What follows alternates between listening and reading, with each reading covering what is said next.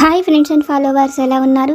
మనమంతా సంతోషంగా ఆరోగ్యంగా ఉండాలని, ఆ శంకు చక్రధరుని చల్లని చూపులు మన అందరిపైన ఉండాలని, మనం చేసే ప్రతి పనిలోనూ ఆ సాయినాథుడి కరుణా కటాక్షాలు, దివ్యానుగ్రహం మనకు ఎల్లప్పుడూ తోడుగా ఉండాలని మీ అందరి తరపున నేను కూడా బాబా గారిని కోరుకుంటున్నాను.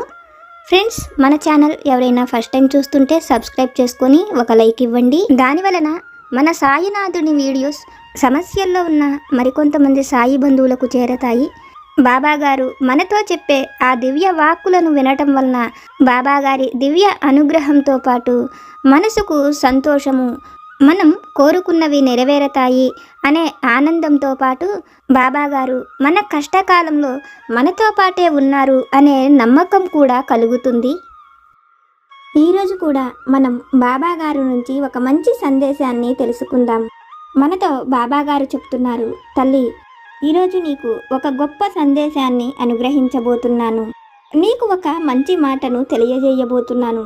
నువ్వు కోరుకున్న వాటిని పొందాలి అనే ఒక గొప్ప కోరికతో, ఆశతో ఎదురు చూస్తున్నావు. దానికోసం నువ్వు ఎంతగానో శ్రమపడుతున్నావు. తల్లి, ఏదైనా పొందాలి అని కోరుకున్నప్పుడు దానికోసం మనం ఎంతగానో శ్రమపడవలసి ఉంటుంది. అలాగే సహనం కూడా నీ ప్రయత్నానికి అవసరపడుతుంది. ఎందుకంటే నువ్వు పొందాలి అనుకున్న దానికోసం నీకు ఓర్పు, సహనము లేకపోతే నువ్వు కోరుకున్న వాటిని ఎలా పొందగలుగుతావు? మరొక విషయం ఏమిటి అంటే, తల్లి, మనలో ఉన్న ఓర్పు నశించిపోయినప్పుడు విపరీతమైన కోపము, బాధ కలుగుతుంది. ఆ కోపంలో నువ్వు సాధించాలి అనుకునే దానికోసం ఏమి చేస్తున్నావో కూడా గ్రహించలేవు. ఒళ్ళు మర్చిపోయిన ఆ కోపంతో నీకు సంతోషం కంటే కూడా విపరీతమైన బాధ, దుఃఖమే మిగులుతుంది. నువ్వు ఉన్న ఈ కష్టం నుంచి బయటపడేలా నేను నీకు చేయూతను, సహాయాన్ని అందిస్తాను. కానీ తల్లి, నువ్వు పడుతున్న ఈ బాధ నుంచి బయటపడడానికి నువ్వు ఎంతో శ్రమించవలసి ఉంటుంది. నువ్వు ఎంతగా పోరాడతావో, శ్రమ పడతావో, అదేవిధంగా నా సహాయం కూడా నీకు ఎప్పుడు నీతోనే ఉంటుంది. తల్లి, నీకు అన్ని వేళలా నీ సాయి సహాయంగా ఉన్నారు అన్న విషయాన్ని మర్చిపోకు. తొందరపడి జీవితంలో కోపానికి గురికాకు.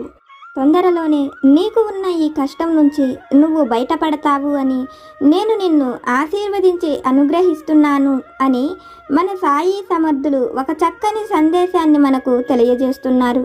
మన పరిస్థితులు బాగోనప్పుడు, మన మనస్సు బాగోనప్పుడు మనం ఎంతగానో కోపానికి గురి అవుతాం. అయితే ఒక్క క్షణకాల కోపమైనా దాని వలన కలిగే బాధ మన జీవితం అంతా కూడా భరించవలసి ఉంటుంది. అందుకనే ఓర్పు, సహనాన్ని కలిగి ఉండాలి అని సాయి బిడ్డలమైన మనకు బాబాగారు పదే పదే హెచ్చరిస్తూ ఉంటారు. బాబాగారు మనతో చెప్తున్న ఈ మాటలలోని పరమార్థాన్ని, సత్యాన్ని ఒక చక్కని కథ రూపంలో ఆ తండ్రి వాక్కుల ద్వారా విని తెలుసుకుందాం. పూర్వం యశోధరపురాన్ని ప్రతాపవర్మ అనే మహారాజు పరిపాలిస్తూ ఉండేవాడు. ప్రతాపవర్మ ఎంతో దైవభక్తి కలవాడు. ప్రజలను తన కన్నబిడ్డల్లా చూసుకుంటూ ఉండేవాడు. ఒకరోజు ప్రతాపవర్మ వేట కోసం అడవికి వెళతాడు. అడవిలో ఎన్నో ప్రదేశాలను తిరుగుతున్న ప్రతాపవర్మకు ఒక అపురూప సౌందర్యవతి కనిపిస్తుంది. ఆమెను చూస్తున్న ప్రతాపవర్మకు ఆమె సాధారణ మానవకాంత కాదని అర్థమవుతుంది. ఆమె దగ్గరకు వెళ్ళి తన నగరానికి రమ్మనమని, ఆమెను కొద్ది రోజులు తమ ఇంట ఉండమని అడుగుతాడు. అయితే ప్రతాపవర్మను చూసిన ఆమె మాత్రం తను ప్రతాపవర్మతో రావడానికి కుదరదని, తాను గంధర్వ స్త్రీనని, తమ లోకానికి వెళ్ళవలసి ఉన్నదని, ఇప్పటికే తన స్నేహితులు ఎక్కడకు వెళ్ళిపోయారో తెలియక ఆ అడవి అంతా కూడా వారి కోసం వెతుకుతున్నానని చెప్తుంది. గంధర్వకాంత ఎంతగానో నచ్చచెప్పి ప్రతాపవర్మను అక్కడ నుంచి వెళ్ళిపోమంటుంది. ఆమె మాటలు విన్న ప్రతాపవర్మ తను ఈ దేశానికి మహారాజునని, తను ఏదైనా చూసినా తను అనుకున్నా అది తన రాజ్యానికి రావలసి ఉంటుందని, కాబట్టి ఆ దేవకాంత కూడా తన రాజ్యానికి రావాలని, కొద్ది రోజులు మహారాజు దగ్గర ఉండి వెళ్ళవలసిందేనని మహారాజు గట్టిగా ముండిగా పట్టుపడతాడు. ప్రతాపవర్మ మాటలు విన్న ఆ దేవకాంత, నువ్వు చూసినది ఏదైనా నీ ఇంటికి రావాలని అనుకుంటున్నావు, అది ఎంతో తప్పని, ఈ కళ్ళు ఉండబట్టే నువ్వు ప్రతిదాన్ని చూడగలుగుతున్నావు, కాబట్టి నీ రెండు కళ్ళు ఈ రోజు నుంచి కనపడవని, గంధర్వకాంత ప్రతాపవర్మను శపించి అక్కడ నుంచి వెళ్ళిపోతుంది. ఆ క్షణమే ప్రతాపవర్మ కంటి చూపు పోతుంది. అతనికి ఎదురుగా ఏమున్నది కూడా కనపడవు. తనతో పాటు వచ్చిన సైనికులే ప్రతాపవర్మను అంతఃపురానికి తీసుకువెళతారు. జరిగిన అన్ని విషయాలను మహారాణికి చెప్తారు.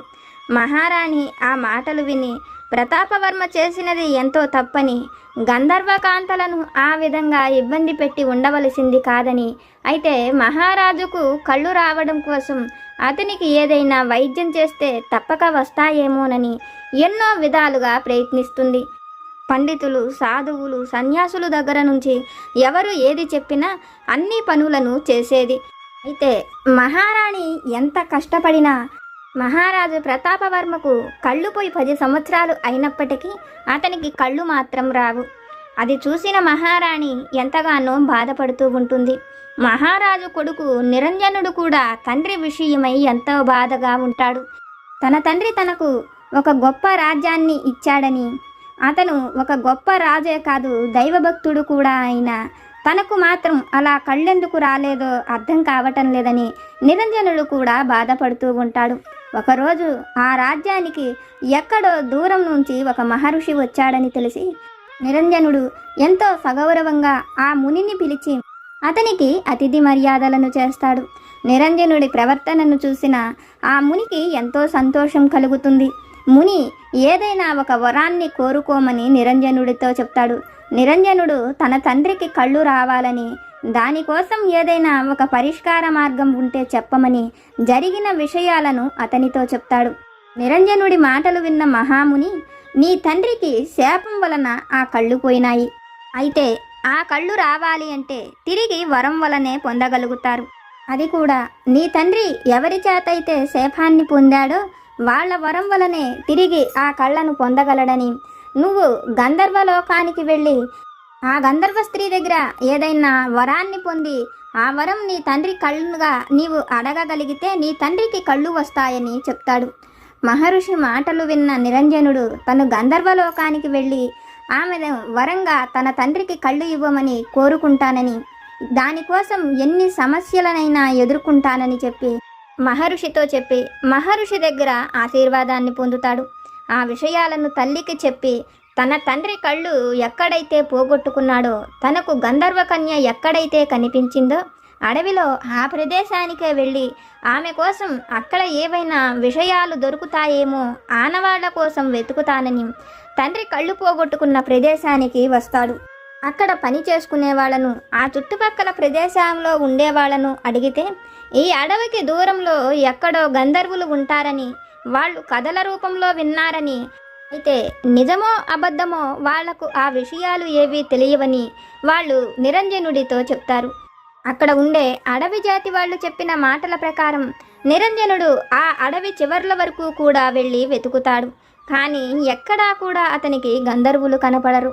అయితే అడవి చివరిలో ఎత్తైన పర్వతాలు కనపడతాయి. ఆ పర్వతాలపైనేమైనా గంధర్వులు కనపడతారేమోనన్న ఉద్దేశంతో నిరంజనుడు ఆ పర్వతాలపైకి కూడా ఎక్కుతాడు. అక్కడ ఎక్కడా కూడా అతనికి గంధర్వులు కనపడరు. అయితే అప్పటికే 3 రోజుల నుంచి ఆహారం లేని నిరంజనుడు అలసిపోయి ఆ పర్వతాలపైనే పడిపోతాడు. కొంతసేపటికి అతనికి మెలకువ వచ్చేటప్పటికి అతను తినేందుకు ఆహారము, ద్రాక్షారసము అన్నీ కూడా అతని ఎదురుగా ఉంటాయి. ఆ పక్కనే ఒక పెద్ద బ్రహ్మరాక్షసి కూర్చొని ఉంటుంది. మొదట ఆ బ్రహ్మరాక్షసిని చూసి భయపడుతున్న నిరంజనుడు భయపడే అంత శక్తి కూడా లేని ఆ పరిస్థితులలో బ్రహ్మరాక్షసి అతని ఎదురు ఉన్న ఆహారాన్ని తినమని చెప్తుంది. తనను ఏమీ అనకపోగా తనకు ఆహారం పెట్టిందని, ఆ బ్రహ్మరాక్షసి తనను చంపటం లేదని, ఒకవేళ చంపదలుచుకుంటే అతను స్పృహలో లేనప్పుడే చంపి ఉండేదని అర్థమైన నిరంజనుడు ఆ ఆహారాన్ని తిని తను దేనికోసం వచ్చాడో ఆ బ్రహ్మరాక్షసితో చెప్తాడు. ఆ మాటలు విన్న బ్రహ్మరాక్షసి, గంధర్వులు భూమి మీదకు ఎప్పుడైనా వచ్చి వెళ్ళిపోతూ ఉంటారు తప్ప వాళ్ళు ఈ భూమి మీద ఉండరు. నువ్వు గంధర్వుల్ని కలుసుకోవాలి అంటే గంధర్వలోకానికి వెళ్ళాలి. అక్కడ వరకు వెళ్ళగలిగితే కదా నువ్వు గంధర్వులను చూడగలిగేదని చెప్తుంది. ఆ మాటలు విన్న నిరంజనుడు రాక్షసిని తనను ఆ లోకానికి తీసుకువెళ్ళమని, తనకు సహాయం చెయ్యమని అడుగుతాడు. నిరంజనుడి మాటలు విన్న రాక్షసి, నువ్వు అడిగినట్లే నేను నిన్ను గంధర్వలోకానికి తీసుకువెళతాను. అయితే నేను బ్రహ్మరాక్షసిని కాబట్టి నాకు ఆ గంధర్వలోకం లోపలికి వచ్చే అవకాశం ఉండదు. నువ్వే లోపలకు వెళ్ళి నీకు కావలసిన దానిని సాధించుకోమని చెప్తుంది. బ్రహ్మరాక్షసి అతడిని ఆ లోకం వరకు తీసుకువెళుతుంది. అతను తిరిగి వచ్చేంత వరకు కూడా అక్కడే ఉంటానని అతడిని లోపలకు వెళ్ళి రమ్మనమని చెప్తుంది. అయితే ఆ స్త్రీ బ్రహ్మరాక్షసి అయ్యుండి కూడా తనకు అంతగా సహాయం చేస్తుందనుకున్న నిరంజనుడు, నువ్వు నాకు ఎంతో సహాయం చేస్తున్నావు, నీకు ఏమి కావాలన్నా అది నేను నీకు ఇస్తాను, ఏమి కావాలో అడగమని చెప్తాడు. ఆ మాటలు వింటున్న బ్రహ్మరాక్షసి, నేను అడిగిన దానిని తప్పకుండా ఇస్తావా, ఇస్తానని మాట ఇవ్వమని అడుగుతుంది. అందుకు నిరంజనుడు కూడా మాట తప్పనని చెప్పడంతో, నువ్వు వెళ్ళి తిరిగి వచ్చేంత వరకు నేను ఇక్కడే ఉంటాను, నువ్వు తిరిగి వచ్చిన తరువాత నాకు ఏది కావాలో కోరుకుంటానని అతడిని వెళ్ళి రమ్మనమని చెప్తుంది. బ్రహ్మరాక్షసి చెప్పినట్లుగానే నిరంజనుడు ఆ లోపలకు వెళతాడు. గంధర్వలోకమంతా కూడా తిరుగుతుంటాడు. నిరంజనుడిని చూసిన గంధర్వ స్త్రీలందరూ కూడా, ఒక మానవుడు ఈ లోకంలోకి రావటమేమిటి, ఇంత దూరం ఎలా రాగలిగాడు, ఇతను సామాన్యుడు అయి ఉండడని, తను దేనికోసం వచ్చాడో ఆ గంధర్వ కన్యలు నిరంజనుణ్ణి అడుగుతాడు. నిరంజనుడు జరిగిన విషయాన్ని వాళ్ళతో చెప్పి తన తండ్రికి శాపము పెట్టిన ఆ గంధర్వ స్త్రీ ఎవరో తెలుసుకొని ఆమె నుంచి వరాన్ని పొందడానికి వచ్చాడని తెలుసుకున్న వాళ్ళల్లో ఎవ్వరూ యశోధరపురం మహారాజును చూసిందే లేదని అనుకుంటున్న సమయంలో వాళ్లతో పాటు గంధర్వరాజ రాకుమార్తె పుష్పవతి కూడా భూలోకానికి వచ్చినదని, తాము వాళ్ల మధ్య నుంచి తప్పిపోయినదని, ఒకవేళ ఆమె శపించి ఉండవచ్చేమోనన్న ఉద్దేశంతో అక్కడ ఉండే కొంతమంది చెలికత్తెలు వెళ్ళి ఆ విషయాన్ని ఆమెతో చెప్తారు. ఆ మాటలు వింటూనే పుష్పవతి నిరంజనుడి దగ్గరకు వచ్చి, నిరంజనుడితో నీ తండ్రికి శాపాన్ని పెట్టింది నేనే, ఆ రోజు నీ తండ్రికి ఎంతగానో నచ్చ చెప్పాను, ఎంతో ఓర్పు సహనంతో చెప్పినా నీ తండ్రి వినిపించుకోలేదు, దానితో నీ తండ్రికి నేను ఆ విధంగా శాపం పెట్టవలసి వచ్చింది.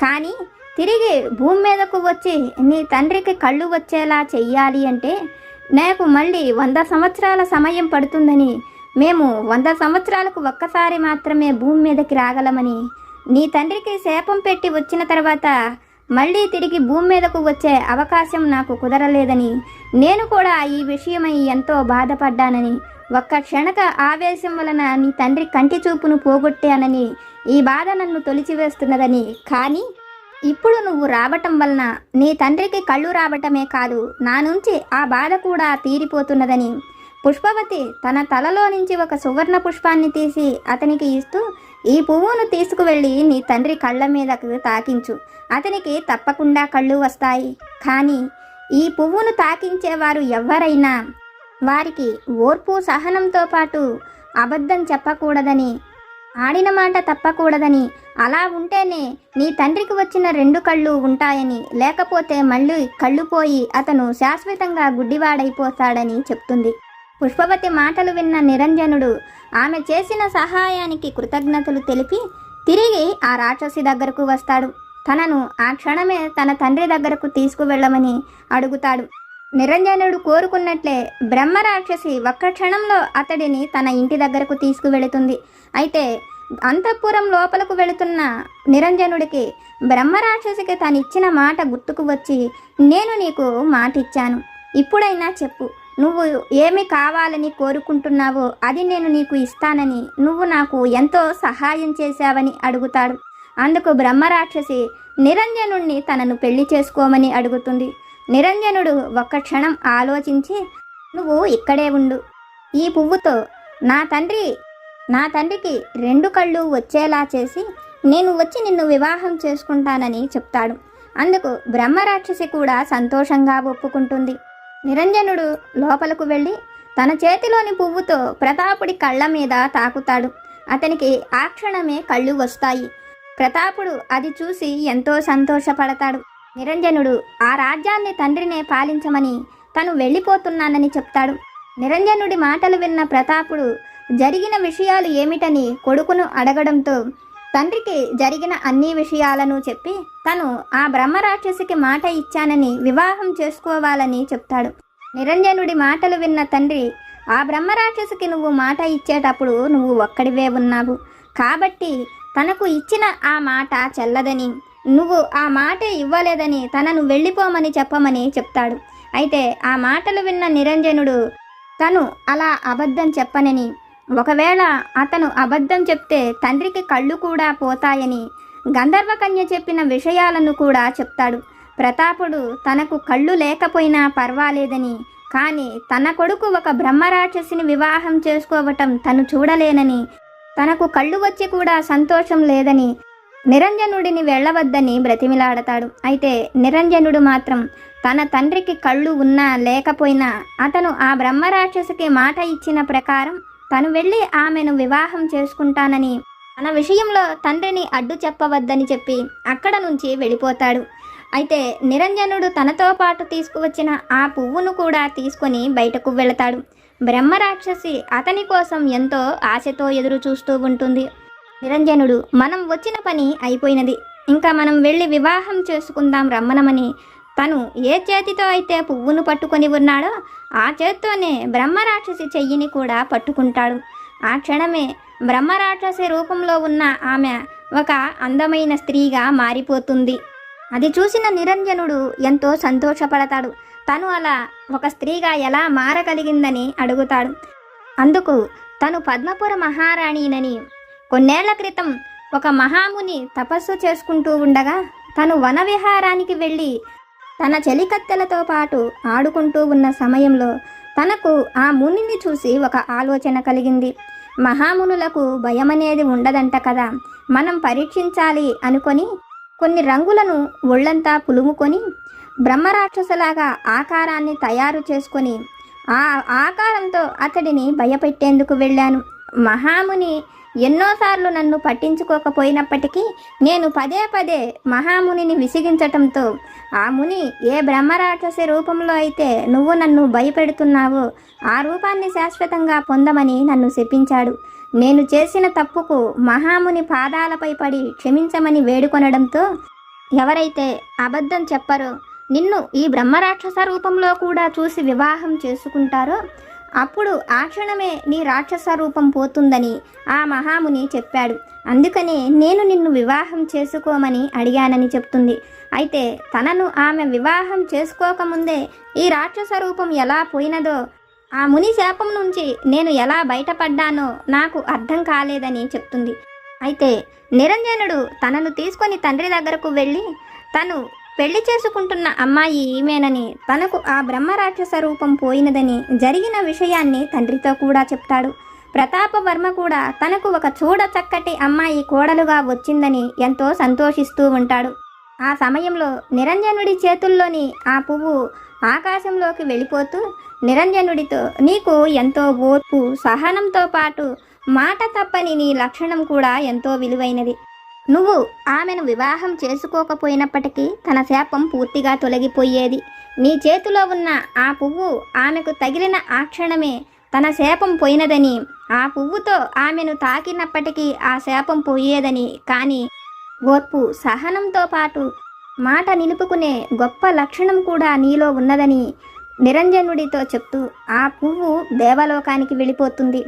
అదంతా చూస్తున్న ప్రతాపవర్మకు కూడా తనకు అంత మంచి కొడుకు ఆ దేవుడు ఇచ్చిన వరమని, మనం కోరుకున్న వాటిని పొందాలి అంటే ఓర్పు సహనము ఎంతో అవసరమని, ఓర్పు సహనంతో ఉన్నవాళ్లకు ఎప్పుడూ తోడుగా ఆ దేవుడు ఉంటాడని ప్రతాపవర్మకు అర్థమవుతుంది. తల్లి, ఇది విన్న నీకు నేనేమి చెప్పాలనుకుంటున్నానో అర్థమైంది కదా. నీలో ఉన్న ఓర్పు సహనము నువ్వు ఏది కోరుకుంటున్నావో అది పొందేలా నీతోనే ఉంటుంది. నీ ముందు ఉన్న ఈ సమస్యలను కష్టాలను చూసి నువ్వు భయపడకు. నమ్మకంతో ఓర్పుతో ప్రయత్నించు. నువ్వు కోరుకున్న దాన్ని తప్పక పొందుతావు. నా అనుగ్రహం కూడా ఎప్పుడు నీకు తోడుగా నీతోనే ఉంటుంది అని మన సాయి సమర్థులు ఒక చక్కని సందేశాన్ని మనకు తెలియచేస్తున్నారు.